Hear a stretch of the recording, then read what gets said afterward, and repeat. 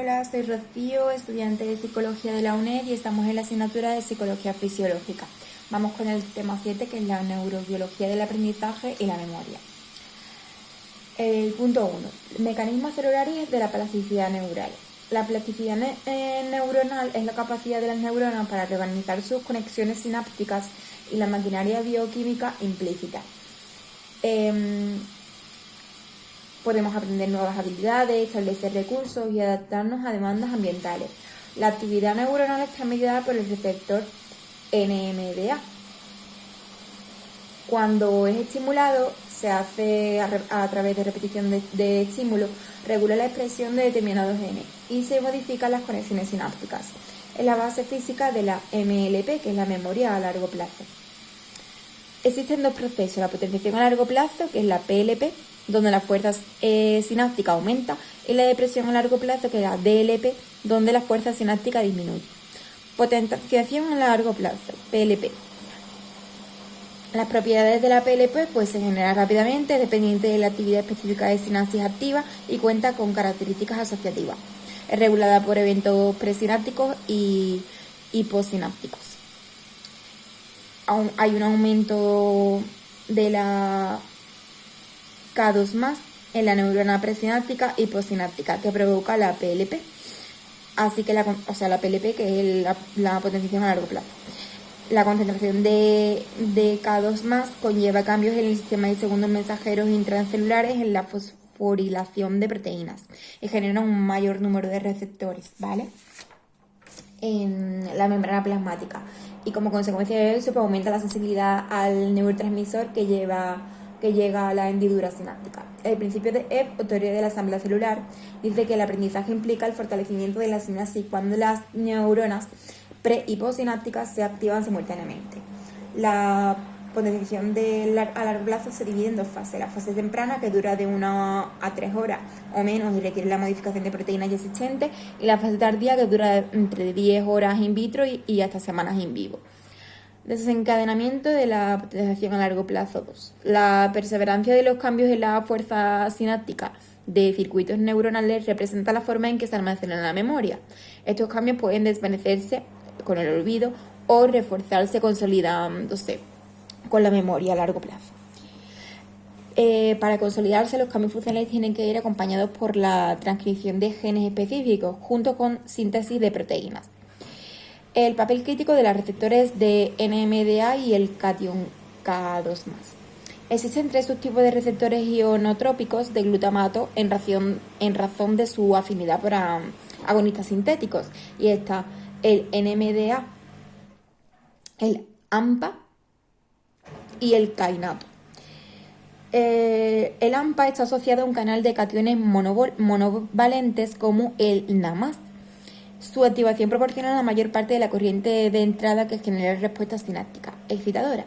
Los receptores de NMDA presentan una fuerte dependencia de potencial de membrana, porque el canal al que se asocia se encuentra bloqueado por el magnesio 2+, en potencial de la membrana negativo. Al entrar en suficiente K2+ en la neurona postsináptica, se activará la inducción de la PLP. El flujo de la K2+ activa proteínas quinasas y fosfatasas. La proteína quinasa A desempeña un papel en la inserción de receptores AMPA y aumenta la actividad de la KMKII de forma indirecta, disminuyendo la actividad de una proteína fosfatasa. La proteína quinasa C, dependiente de diacilglicerol, tiene un papel similar al de KMKI, porque los inhibidores de PKC bloquean la PLP. La proteína quinasa activada por mitogénitos se activa por factores de crecimiento o estrés y participa en la activación de la PLP. El receptor metabotrópico de glutamato está involucrado en la inducción de la PLP. May the force be with you. Que la fuerza te acompañe. Esto es que la PKA, dependiente de la AMPC, puede modificar la transición genética por fosforilación de factores de transcripción. La MAPK fosforilan muchos factores de transcripción, por lo que promueven la expresión de genes efectores para el mantenimiento de las sinapsis reforzadas. El ERK, que es la proteína quinasa reguladora de señal extracelular, es la MAPK y es crucial para la PLP. Hay una serie de cambios estructurales que pueden ocurrir en la sinapsis. Un incremento del tamaño de la densidad postsináptica, mayor producción de sinapsis perforadas, un incremento de receptores AMPA, mayor densidad de espinas dendríticas, crecimiento de nuevas sinapsis, poda de sinapsis ya existentes, crecimiento de espinas dependientes del receptor NMDA. Hipótesis de la marca sináptica. La activación sináptica que da lugar a la PLP y que implica proteínas se genera una marca sináptica en las proteínas recién sintetizadas para ser transportadas hacia las espinas dendríticas. Unas proteínas del cicloesqueleto celular ponen a buen recaudo nuestros recuerdos. La plasticidad neural depende en gran medida de los receptores de glutamato, que se concentran en unas pequeñas protrusiones postsinápticas denominadas espinas dendríticas. Dependen de la actina, la proteína globular que forma microfilamentos componentes del citoesqueleto. La actina se concentra en las densidades postsinápticas. Los cambios observables en las espinas dendríticas son consecuencia de la polimerización y la despolimerización de monómeros de actina. Otras actrices, la RHOCT-pasas, que es la guanosina tristofatasa. Vamos a hablar que la RHOA se une a la calmodulina, que existe la RAC y la CD42. Fin. El mensajero retrógrado. El papel del óxido nítrico, pues el monóxido de nitrógeno, óxido nítrico o no, participa en muchos procesos biológicos homeostáticos, es decir, inmunológicos, digestivos. Es un gas sintetizado a partir de la arginina y con una vida media de 5 segundos. Se sintetiza en el cerebro bajo demanda. Es un neurotransmisor no convencional. No se almacena, no se libera tras la despolarización de la membrana, se libera tan pronto como se sintetiza, no media su acción uniéndose a los receptores de membrana, actúa directamente sobre los componentes intracelulares y tiene un electrón desapareado que es un radical libre. La depresión a largo plazo, DLP, incluye la potenciación a largo plazo, la sinaptogénesis, la modulación de la excitabilidad intrínseca y la neurogénesis de adulto. La depresión a largo plazo ocurre cuando la estimulación es a baja frecuencia, inferior a los 10 Hz. Las características comunes de la depresión a largo plazo y la potenciación a largo plazo dependen de la activación de los receptores NMDA para su inducción. Tienen cursos temporales similares, requieren de la síntesis de proteínas y se considera como el sustrato celular de los procesos de aprendizaje-memoria. ¿Es el cáncer el que decide si se desencadena la PLP o la DLP? Hablamos de la calcineurina, que es la proteína fosfatasa 2B o PP2B, y de la proteína fosfatasa 1, que es la PP1. Es una enzima que elimina los grupos fosfatos de los residuos serina o treinina, bajo control del calcio y de la calmodulina. El modelo de Leishman es un hipotético equilibrio entre las enzimas quinasa y fosfatasa que operan en las neuronas para controlar la eficacia sináptica.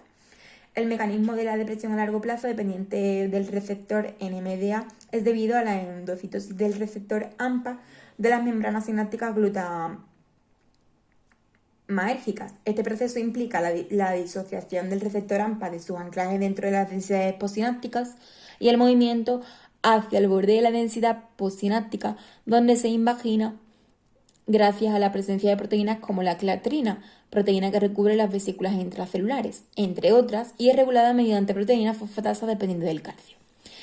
Alois Alzheimer y el acúmulo anómalo de la proteína B-amiloide, AB. El síntoma inicial del Alzheimer es la capacidad para adquirir nuevos recuerdos. Los oligómeros de AB inhiben la PLP e inducen cambios similares a los que desencadenan la depresión a largo plazo. Los oligómeros de Abbe inducen una sobreactividad de la proteína fosfatasa calcineurina, que desfosforila e inactiva la KMKI. Memoria implícita y plasticidad. La memoria de condicionamiento del miedo se puede medir mediante la respuesta tras la exposición al tono o ausencia de la descarga de condicionamiento clásico. En el experimento de reflejo parpebral, es un soplo de aire en el ojo, pues hay un previo aprendizaje que se ha constatado que la activación de las neuronas de Purkinje en respuesta al tono conduce a una inhibición de las neuronas del núcleo interpósito, de manera que se inhibe la salida motora. Y después del condicionamiento se observa una disminución en la actividad de las células de Purkinje en respuesta al tono, lo que provoca una desinhibición de las neuronas del núcleo interpósito, dando lugar al parpadeo condicionado. La memoria. Punto 2. El aprendizaje y la memoria tienen relación estructural y funcional con el sistema nervioso. Taxonomía de la memoria. La capacidad para olvidar también es importante para deshacernos de lo que es poco relevante y así evitar una saturación inducida por la cantidad de ingente de estímulo. Así se mantiene la capacidad probablemente ilimitada de almacenar información. Dependiendo del tiempo durante el cual es eficaz. Pues en una memoria a corto plazo, que hablamos de una memoria sensorial, los receptores sensoriales recogen información en menos de un segundo y es transferida a la memoria a corto plazo propiamente dicha y es ilimitada. La memoria a corto plazo es limitada, es en el momento presente y tiene podemos retener hasta 7 elementos. Y la memoria de trabajo es un tipo de memoria declarativa, es la capacidad para mantener información reciente el tiempo suficiente como para llevar a cabo una acción de forma inmediata y secuencial. Depende de la corteza prefrontal y con ella se solucionan problemas y planifican tareas y se toman decisiones. La memoria a largo plazo. Se trata de la información retenida durante días o meses o toda la vida. La transferencia selectiva de la memoria a corto plazo y la memoria a largo plazo se llama consolidación de la memoria, que no requiere como sustrato previo una memoria reciente, ya que puede tener lugar independiente a esta. Dependiendo de la naturaleza, lo que recordamos, categórica. La memoria declarativa se puede expresarse con el habla y la memoria no declarativa es la que no se puede expresar con el habla. Dentro de esta está la memoria procedimental, que son habilidades motoras, el priming, que son las habilidades perceptuales, el aprendizaje asociativo, que es el condicionamiento clásico y operante, y el aprendizaje no asociativo, que es la habituación o la sensibilización. Podemos redactar como fue el día que aprendimos a montar en bicicleta, que es la memoria episódica, pero no cómo hacerlo, memoria procedimental. La amnesia. La amnesia es una pérdida grave de la memoria causada por encefalitis, traumatismo, tumores, problemas cardiovasculares o alcoholismo. La amnesia retrógrada consiste en la incapacidad para recuperar recuerdos previos. Y la amnesia anterrógada es la incapacidad para formar nuevos recuerdos tras el traumatismo. Provocan el enlentecimiento del aprendizaje. Localización de la memoria. Carl Lashley y Donald Ebb. Lashley, mediante la ablación experimental en animales de laboratorio, aumenta el tamaño de corteza que eliminaba los animales que cometían más errores. Ebb propuso la teoría de la asamblea celular, que afirma que la representación de un objeto en el cerebro consta de todas las neuronas corticales que son estimuladas por dicho objeto y que dichas neuronas se encuentran interconectadas. Postuló que si esta actividad se mantiene en el tiempo provocará modificaciones estructurales a través de las cuales las sinapsis se verán reforzadas. El umbral de disparo disminuye o las conexiones se vuelven más eficientes, que esto es la plasticidad. Un engrama es una red de neuronas que sustenta una memoria concreta, que es la huella mnémica. Circuito reverberante. Los circuitos sensoriales están constituidos por una neurona sensitiva aferente, un grupo de neuronas y un par de neuronas eferentes que conectan el circuito con estructuras del encéfalo o con la médula espinal.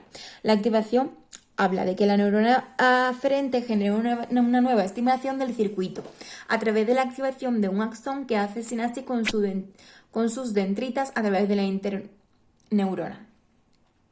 Estudio del paciente. Henry Gustav Molaison y la memoria declarativa.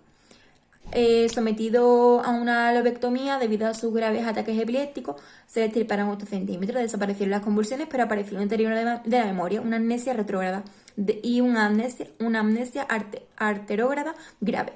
El lóbulo temporal medial parecía ser la estructura detrás del aprendizaje y de la memoria explícita. Los lóbulos temporales mediales.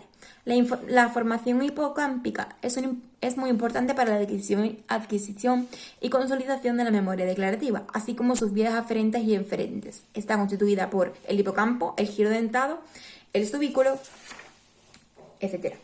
Nos vamos a los casos RB, LM y WH. RB es la lesión bilateral en el hipocampo con pérdida de neuronas de la región K1. Tuvo amnesia anterrógrada no muy severa. El hipocampo no sufrió daño. LM afectó al hipocampo, áreas K1 y K3, al giro dentado y a la corteza entorrinal. Presentaba amnesia retrógrada hasta 15 años y amnesia anterrógrada. HW, áreas que LM afectadas en las mismas áreas que LM y el subículo, y mostró amnesia retrógrada hasta 25 años y amnesia anterrógrada. Amnesia anterrógrada es la lesión en el hipocampo, y la retrógrada son lesión en la corteza temporal adyacente, lesión en el tálamo dorsomedial y lesiones en cuerpos mamilares. Ambas amnesias, pues el hipocampo más la corteza adyacente en pacientes de HM, LM y WH. Papel del diazencéfalo. En el paciente NA, los daños incluyen el tálamo dorsomedial y los cuerpos mamilares. El síndrome de Korsakoff. En las autopsias se observan dañados los cuerpos mamilares hipotalámicos y los núcleos dorsomediales del tálamo. Algunos autores lo llaman amnesia diacencefálica medial. También se observan alteraciones en otras estructuras, como el tronco del encéfalo, corteza cerebelo, la corteza cerebral y memoria declarativa. La tragedia de la amnesia radica en que si la formación hipocámpica, los recuerdos quedan aislados de tal manera que no podemos retrotraerlos porque no tenemos que recordar. Lesión en el lóbulo temporal medial. No pueden recordar periodos previos a la lesión y recurren a la fabulación. Son capaces de retrotraer recuerdos más antiguos. Con el tiempo, la memoria ya no depende del hipocampo, sino de la corteza prefrontal. Terapia electroconvulsiva. Este tipo de técnica provoca excitotoxicidad mediada con el glutamato, muerte neuronal como consecuencia de la hiperactividad de los receptores glutamatérgicos. Endeltulvin y las memorias episódicas y semánticas. Memoria episódica es la memoria de los acontecimientos pasados, establecidos espaciotemporalmente, cuándo pasó y qué pasó, en el orden en que se sucedieron. Depende del estado emocional del individuo y es sensible al olvido de las interferencias. Se adquiere de una sola voz, con eventos. Es un conjunto de memorias perceptivas que se almacenan en las áreas de asociación sensorial. El hipocampo se encarga de unir las características del evento, que llegan al mismo a través de dos vías. Vía del qué, que incluye la corteza entorrinal, lateral y perrinal, y la vía del dónde, que incluye la corteza retroesplenial y la corteza entorrinal. Memoria semántica. No está involucrada en el contexto, sino en los hechos en sí mismos o conocimiento general. Es difícil recordar cuándo y dónde se adquirió este tipo de información semántica. Es almacenada en distintas áreas corticales, incluyendo las áreas laterales y ventrales de los lóbulos temporales. Memoria espacial. El hipocampo está involucrado en la memoria espacial, que es la orientación. El hipocampo de los taxistas londinenses es mayor en su zona posterior que el resto de ciudadanos no taxistas, que presenta mayor en tamaño de la parte anterior. No se trata de una predisposición de la persona, sino que el tamaño correlaciona con los años de experiencia. Es decir, el hipocampo almacena la información espacial del entorno y el tamaño y su reorganización resulta en función de las necesidades de la orientación, que es la navegación. David Holton y Richard Morris, sus laberintos. David Holton diseñó el laberinto radial de 8 brazos. Las lesiones en el hipocampo aprenden a realizar la tarea, pero no son tan eficientes como los no lesionados, porque no son capaces de recordar en qué brazos han estado. Richard Morris diseñó una piscina de agua opaca para poner a prueba la memoria espacial del animal. Tiene una plataforma sumergida que no se ve, donde el animal puede descansar o escapar del agua. Los animales no lesionados aprenden rápidamente a escapar, orientándose mediante pistas externas. Los animales con lesiones hipocampales y estructuras anexas aprenden la tarea si parten siempre del mismo punto, al contrario que los no lesionados, es decir, aprendizaje, estímulo-respuesta. Tolman, los mapas cognitivos y las células de lugar de John O'Keefe. Tolman propuso la idea de que los animales formaban mapas cognitivos relativos a su entorno, representando relaciones entre lugares y eventos. John O'Keefe registraba neuronas en la K1 junto a de Trotsky en 1971 y descubrió el patrón de disparo de un tipo de neuronas a las que llamó células de lugar, y a la localización de la neurona tiene la respuesta máxima, la denominó campo de posición. Son neuronas piramidales que se disparan selectivamente, observando con animales en campo abierto o open field. El open field o campo abierto es un área bien iluminada y delimitada por paredes donde se evalúan parámetros como la locomoción de las ratas o actividades como el grooming, reckoning o navegación a estima. Consiste en que el animal de experimentación utiliza las señales del propio movimiento para regresar a un punto del que partió. Esta información proviene del sistema vestibular, el propioceptivo, de entradas sensoriales o de órdenes motoras. Así el animal puede inferir la posición desde la que partió. El matrimonio Moser, May-Braid y Edward, y las células de rejilla o células de malla. Las células de rejilla se encuentran en la corteza entorrinal medial y en el subiculum. Se activan en múltiples lugares del campo abierto, y si tomamos juntos estos dos puntos donde se han activado por el movimiento del animal, podemos formar los vértices de un hexágono. Reconsolidación de la memoria. La reconsolidación de la memoria significa actualizar memorias ya consolidadas. Requiere de una reactivación de las huellas de memoria que se vuelve lábil, es decir, modificable, y se pueden actualizar, es decir, incorporar nueva información. Es un proceso lento que implica una cascada de procesos moleculares y celulares que alteran la eficacia sináptica, sinónimo de la PLP, así como una interacción relativamente prolongada entre el hipocampo y el córtex cerebral, para memorias dependientes del hipocampo que llegan a hacerse independientes de este después de un intervalo de tiempo. Teoría de la consolidación de la memoria. Todas las teorías son susceptibles de ser alteradas, mientras pueden ser evocadas. En experimentación se ha mostrado que se puede inducir amnesia retrógrada de una memoria consolidada si se administra descarga electroconvulsiva en el momento de evocar el recuerdo.